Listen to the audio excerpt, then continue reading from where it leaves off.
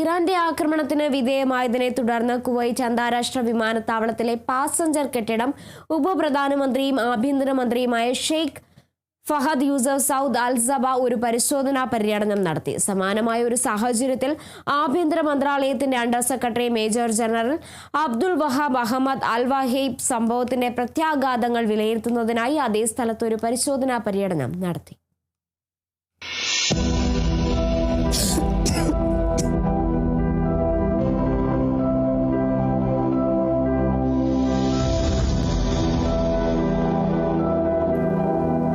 Kuwait അന്താരാഷ്ട്ര വിമാനത്താവളത്തിന് Iranian ആക്രമണത്തിന്റെ ഫലമായുണ്ടായ നാശനഷ്ടങ്ങൾ വിലയിരുത്തുന്നതിനും അതിന്റെ ഫലങ്ങൾ പരിശോധിക്കുന്നതിനും സൗകര്യങ്ങളും ഘടനയിലും അവയുടെ വ്യാപ്തി വിലയിരുത്തുന്നതിനുമായി കുവൈറ്റ് അന്താരാഷ്ട്ര വിമാനത്താവളത്തിൽ പാസഞ്ചർ കെട്ടിടത്തിൽ ഒന്നാം ഉപപ്രധാനമന്ത്രിയും ആഭ്യന്തരമന്ത്രിയുമായ ഹിസ് എക്സലൻസി ഒരു പരിശോധനാ പര്യടനം നടത്തി.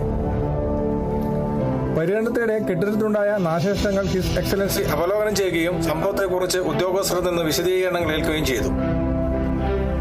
സാങ്കേതിക പരിശോധനാ പ്രവർത്തനങ്ങൾ പൂർത്തിയാക്കേണ്ടതിന്റെയും നാശനഷ്ടങ്ങളുടെ സമഗ്രവും കൃത്യവുമായ വിലയിരുത്തൽ നടത്തേണ്ടതിനെയും ബന്ധപ്പെട്ട അധികാരികളുടെ നിർദ്ദേശങ്ങൾക്കനുസരിച്ച് ആവശ്യമായ നടപടികൾ സ്വീകരിക്കേണ്ടതിന്റെയും പ്രാധാന്യം അദ്ദേഹം ഊന്നിപ്പറഞ്ഞു. സുരക്ഷാ ശ്രമങ്ങളുടെയും അവരുടെ വേഗത്തിലുള്ള പ്രതികരണത്തെയും അവരെ ഏൽപ്പിച്ച ജോലികൾ വേഗത്തിൽ നിർവഹിക്കുന്നതിനെയും ബാധിത സ്ഥലങ്ങൾ സുരക്ഷിതമാക്കുന്നതിനും സ്ഥലത്തെ തൊഴിലാളികളുടെ സുരക്ഷ ഉറപ്പാക്കുന്നതിനും അവർ സ്വീകരിച്ച നടപടികളെയും അദ്ദേഹം പ്രശംസിച്ചു.